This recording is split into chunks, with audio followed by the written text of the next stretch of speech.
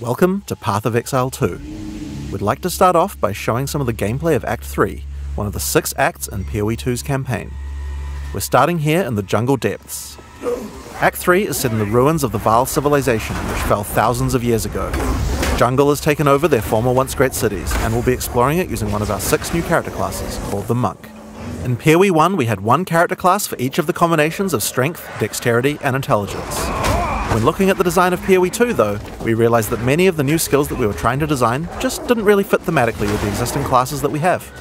Being a spellcaster with a bear form makes sense for Strength Int, but it doesn't really sound like something that a Templar would do. We realised that since we had new mechanics for every attribute combination, it actually made sense to design new character classes to explore the new themes.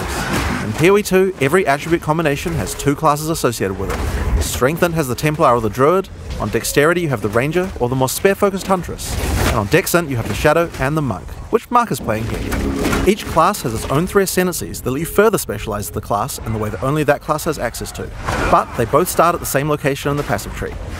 The quest rewards you're offered on the 2 variants are tailored to the class, but of course this is PoE. You can still mix and match anything to your heart's content.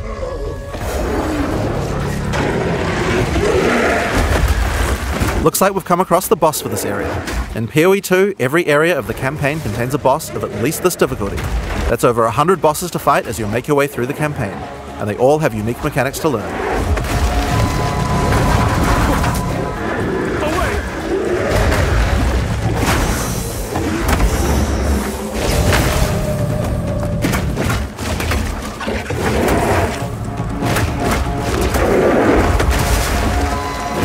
As you've seen from watching Mark fighting, the melee combat in PoE 2 has a very different feel than before.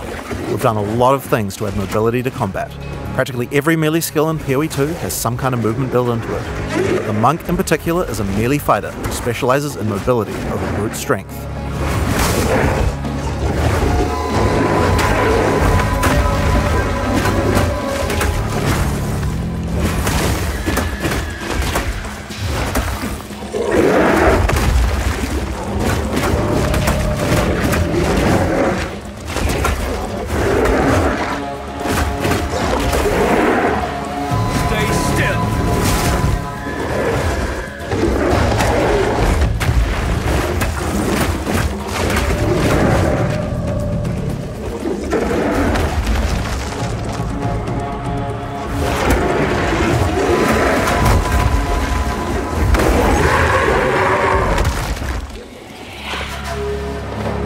So, as Mark has been playing, you might have noticed these blue markers over enemies. Mark has a skill equipped called Killing Palm. Whenever an enemy has a blue indicator over it, it means that the monster has low enough life to cull with Killing Palm. Successfully executing the cull will give you a power charge. This is an important skill for the Monk, since many of his skills interact with power charges. One of the great things about the skill is that it has a built-in dash forward, which makes it much easier to target the skill at the right point when you need it. We've done a lot of work in PoE 2 to make using skills like this feel satisfying. If you're accidentally targeting slightly off the monster, the skill will automatically lock on to the cullable target, and will even do a small amount of pathfinding around obstacles. We really want to make sure that when you've got an opportunity to use the skill, nothing is going to get in your way. Once you have some power charges, you need some skills to power up. A great follow-up is Falling Thunder. Falling Thunder without a power charge just creates a relatively small lightning AoE in front of you. But do it with some power charges and it turns into a pack clearer with a large number of extra projectiles. One thing you'll notice here is that like almost every melee skill in PoE 2, Falling Thunder has a bit of extra movement built in just in case you need it. Using the skill within range and you'll do a flip in place, but use it at a larger range and your character will move forward while executing it, getting you into position without any time penalty.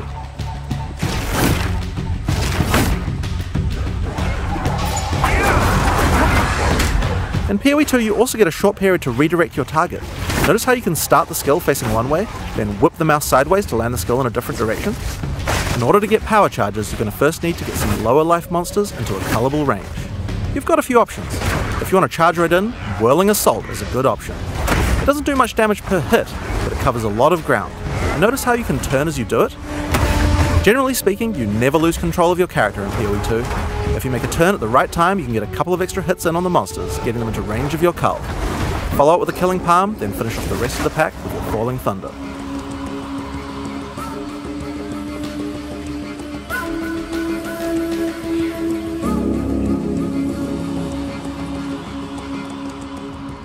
We've now entered the Vaal Mechanarium. This is the place where the Vaal built the various constructs they relied on to power their civilization. Now this is a find! A Vaal ruin that hasn't been looted? I wonder why nobody's been in here before. One useful feature that we've added is the ability to call in NPCs to where you are, to give you more information, help you with quest objectives, and so that you don't have to always go back to town. In this case, we'll call in Alva to find out what to do. This mechanism, if powered with a small soul core, it could open that door. There should definitely be soul cores somewhere around here. They had to power these constructs somehow. As Alpha said, we need to find a soul core to open this door. Let's explore. If you want to shave off some life without getting too close to some of the more dangerous monsters, a good option is Wind Blast. Wind Blast also doesn't do too much damage, but it keeps the enemies back. The closer they are, the farther they're pushed back, so it's a great option for keeping smaller but high damage enemies at bay. Note that the bigger the enemy is, the less they'll be pushed back, so trying to push back some giants isn't going to be effective. And there's the soul core. Let's get back to the door.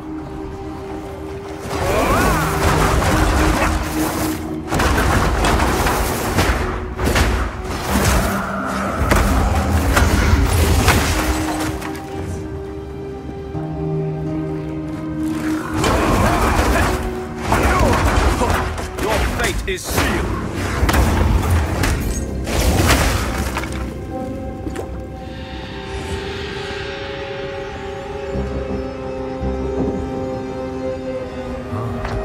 Consider me impressed.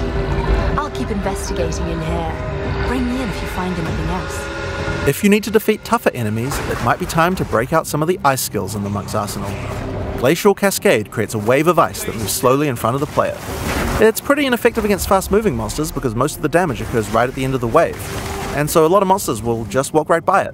But if you can find a way to make a monster stop at just the right place, it can be very effective. In order to do that, you probably want to freeze monsters. The monk has a few different tools to do this. A fairly simple option is to get right in the monster's face with Ice Strike.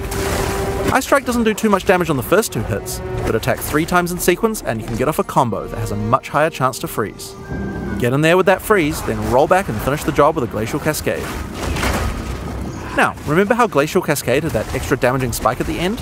If you've hit a frozen enemy with that spike, it shatters the ice on the enemy and does a devastating amount of damage. Oh yeah, I just casually mentioned rolling back before. Did I forget to mention that in PoE 2 we added a dodge roll to every character? Just press spacebar at any time to roll. There's no cooldown, no limitations. It even has a bit of built-in pathfinding so you don't get stuck on things. When you dodge roll, you're not invulnerable.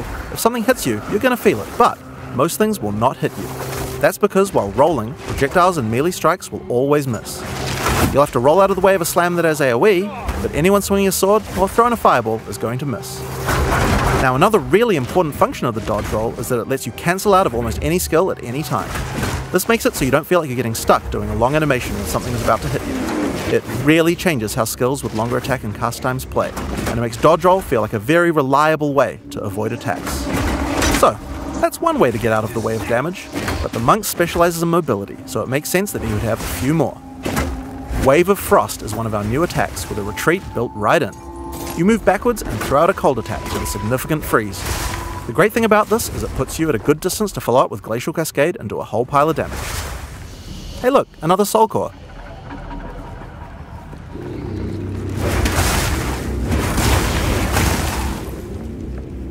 Another skill you can use to get some extra freeze is Shattering Palm.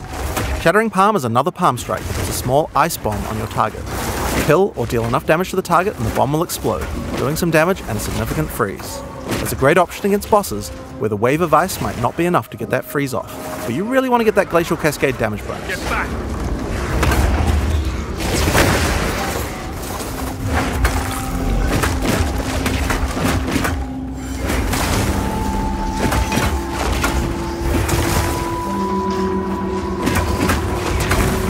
Face your demise. The final skill we're going to show you today is Flicker Strike. It's a monk skill now, and another skill that consumes power charges. If you've played PoE 1, you know what to expect. It's a great finisher for tough boss fights, and it looks pretty impressive too. Face your demise.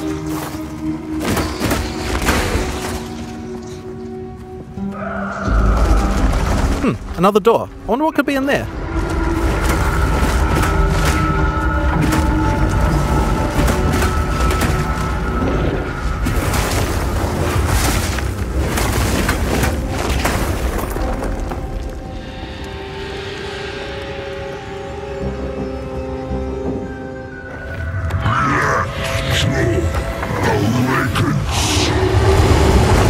In order to take down this boss, we're going to need all the tools in the monk's arsenal, especially the combo of Freeze and Glacial Cascade.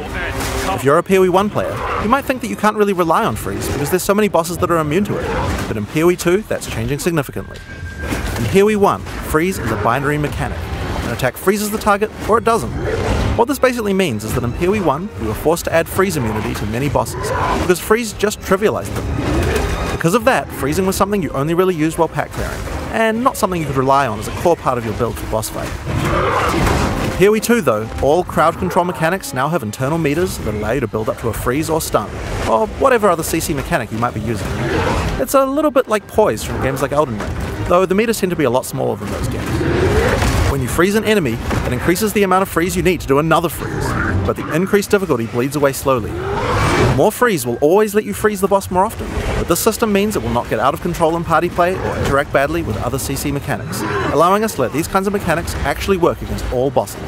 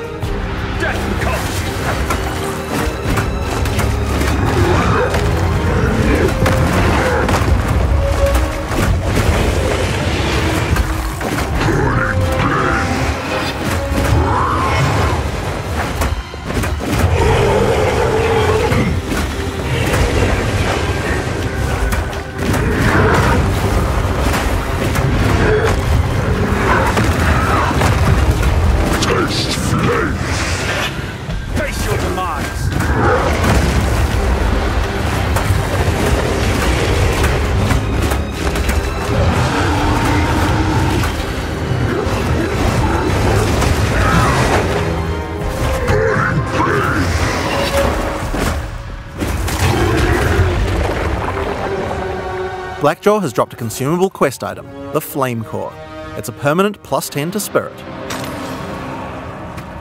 In PoE 2, we really want to make sure that you feel rewarded for exploration. It wouldn't be much good if we made all these awesome optional bosses if we didn't have something great to find for killing them. One of the things you might find for killing a boss is a permanent stat bonus to your character. Your end comes.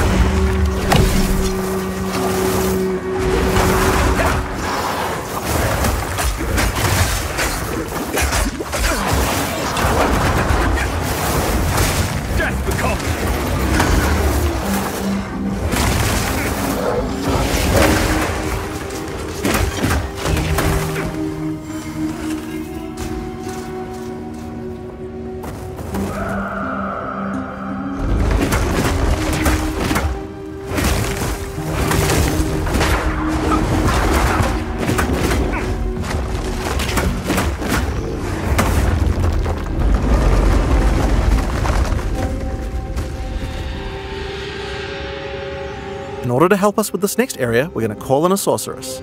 Mark's friend Octavian is going to send a friendvite, which we're going to accept, and then they can play together. The Sorceress is the new intelligence-focused character in PoE 2. While the Witch focuses more on occult magic and summoning, the Sorceress is themed around pure elemental destruction. Let's have a look at how she plays. All the vaunted technology of the Val, and look where it got them. Dead and buried. This is the largest soul core I've ever seen. With this, we could power the canal systems. But it isn't charged. There is still latent energy in this machinarium from its ancient operation. These lines in the stonework should lead to generators. You might need to find some more soul cores to spin them up, but everything looks to be in surprisingly decent condition. Maybe the golems have been maintaining it. In any case, it should still function. We'll have to remove that large core from the wall, of course, but that shouldn't be a problem. We have some skills here that you'll probably recognise if you've played PoE 1 before, but they feel a bit different to play now. Spark is great in these tight passages since it bounces around. We've added a Pierce support gem to really allow it to hit an entire room of targets. For a more single target focused skill, Arc is a good choice. It does more damage to the first target you hit.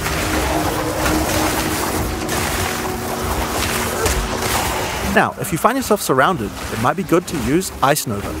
It hits all enemies around you and slows them down with chill. Just be careful. Getting up close and personal isn't the ideal place for a sorceress to be. She doesn't have the defenses of a more melee-oriented character. If you want to help with the sorceress's weak melee defense though, you could use Arctic Armor. In PoE 2, Arctic Armor is a buff that builds up as you stand still. You can see the ice crystals forming around the character. They'll drop off if you walk. When monsters hit you, they take cold damage and build up to a freeze, so it's a great defense. Just be careful. You have to be standing still for a little while to get the full effect, so trying to stutter step isn't the best strategy. Now, Arctic Armor is an ongoing buff, but did you notice it didn't reserve any mana? How does that work? Well, we were pretty sick of the fact that in PoE 1 basically every character was playing with no mana pool, so we decided to change the way that reservation works. There's a new resource in PoE 2 called Spirit. Spirit is a dedicated resource you can use for ongoing effects like Arctic Armor, Heralds, Auras, or even Minions. Everyone starts with 100 Spirit, which is enough for most ongoing effects. But if you want more than one effect, you're going to need some more Spirit. Spirit is available on mods from items and on the passive tree, but if you're willing to give up your offhand slot, the easiest way to get it is by holding a Scepter.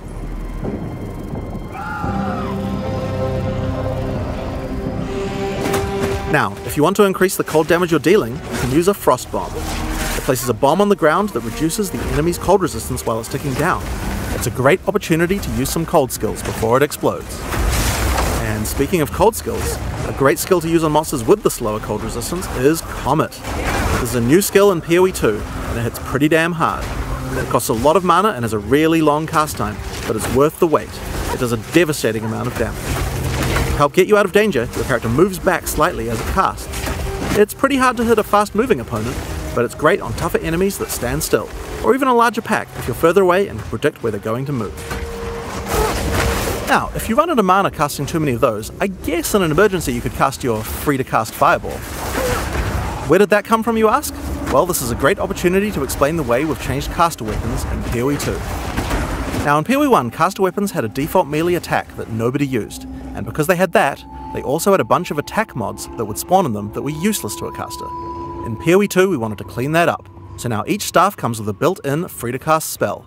Just put it on and spam to your heart's content. Now this particular staff is the base type that you get right on the starting beach, and it's quite likely that you're going to outgrow it, so that's why we have a lot of staves with more utility-focused powers for casters to use. Here we have a crystal staff. It's got a pretty cool built-in spell called Unleash. Using it slams your staff on the ground, and will allow you to triple cast whatever you cast with your next spell. Now of course you're probably going to want to use that with something powerful, and Comet is a great option. You'll notice that Unleash is one of the few skills in PoE 2 with a cooldown. In general, we really try to avoid using cooldowns because we really hate the feeling that combat is just waiting to be able to use your next skill. But it does make sense for Unleash since it's free to cast, and it's something we want you to be using situationally anyway. Now, if you're facing something tough, you might want to try out Mana Tempest. Mana Tempest creates a circle of power in which your character literally hovers over the ground. While in the circle, your mana drains, but it powers up all of your spells. Lightning projectiles fork, the beams chain further, and you'll also do a lot more damage.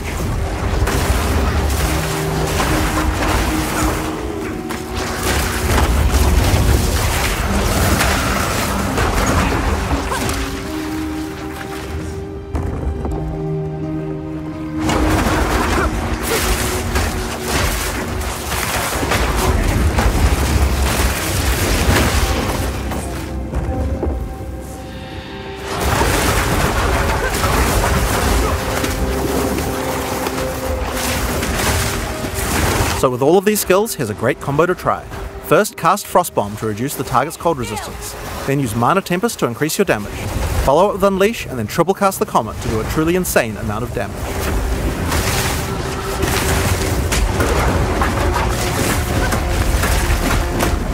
I need more time.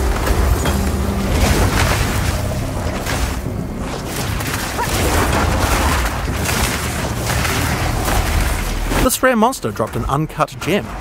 This is a good opportunity to talk about how skill gems drop in PoE 2.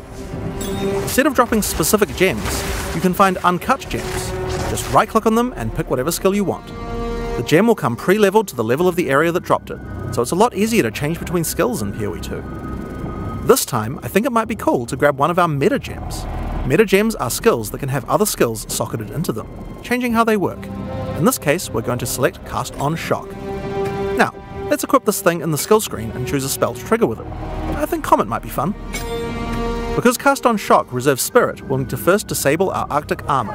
We have to decide if we'd rather have the extra defense or the extra offense of the Cast on Shock using our Spirit. In PoE 2, trigger gems use a system of filling up cast time on each trigger. Basically, if a skill has a short cast time, then we'll trigger it really often. If it's got a long cast time, like this Comet here, it will take a lot longer to trigger. You can see up the top left that there's a counter that says how far it is until your next trigger. And there you are. Using Cast on Shock, we'll automatically cast Comet whenever we're using our lightning skills.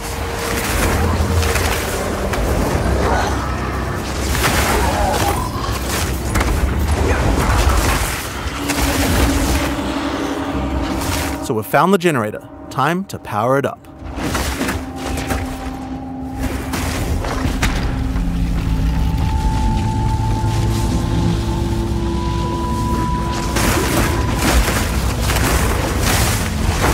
Power is restored to the Mechanarium, all the constructs are coming back to life. We'll need to fight them on the way back to the charged Soul Core. One thing that PoE 1 players might have noticed is that this character has both ice and lightning spells. That's pretty inefficient, isn't it? It's a big no-no for most builds, because any specialization into cold or lightning isn't going to affect the other element. And generic elemental damage increases are not going to be as powerful as focusing on a single element.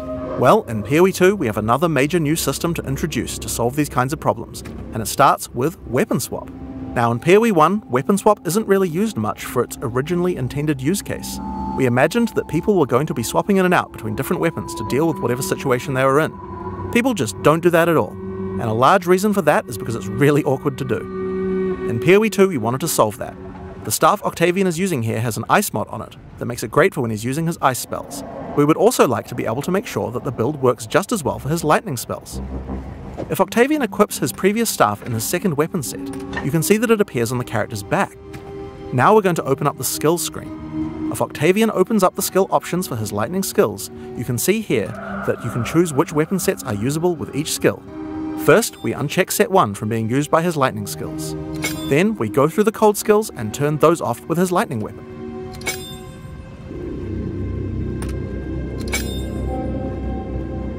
Now, when we use Spark, the character will automatically switch to the lightning staff on his back, and then use the skill. When Octavian uses Ice Nova, his character automatically switches over to his ice staff before using it. Figure each skill for which set to use, or both if you don't mind which. There's a very short time penalty to switching, so it can be good to leave some skills on both sets if it doesn't matter which weapon set you're using. But we still have the problem of passives. Wouldn't it be nice if we could specialize in both cold and lightning passives on the character? Well, in PoE 2 you can. We're on the passive skill screen here, and you can see that we're close to both a cold and a lightning cluster. At the top right of the screen, you can see where we have some weapon set specific points to allocate.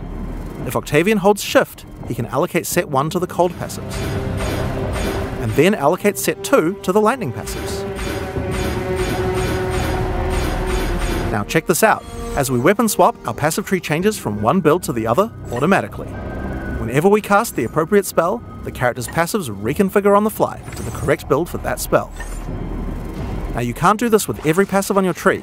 Only points granted from skill books will allow this kind of dual specialization, so you can't change from a mace-slamming warrior into a fire elementalist with the press of a button, but it certainly increases the number of options you have for builds. There's a huge number of places where the system can shine. You could augment your Dagger Shadow build with traps, or have a great curse setup on your Witch in one spec and then move to your Chaos debuff spells with the other. It really opens up your options. I need more time.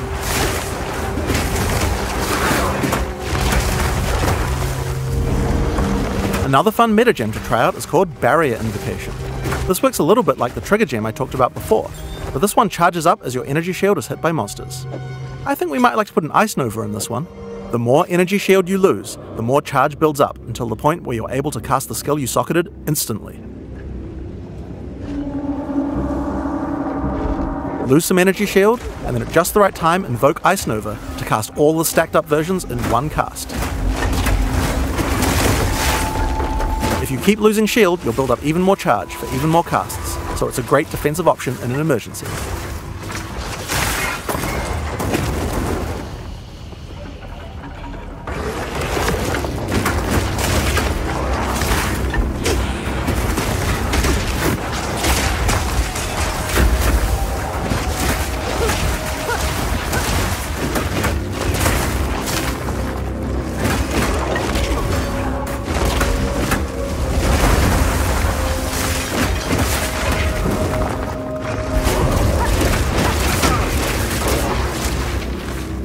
Here we are, back at the charged Soul Core. All we have to do now is take it. How hard could that be? Oh dear. Now we just have to remove that construct. I'll give that to you. Get back!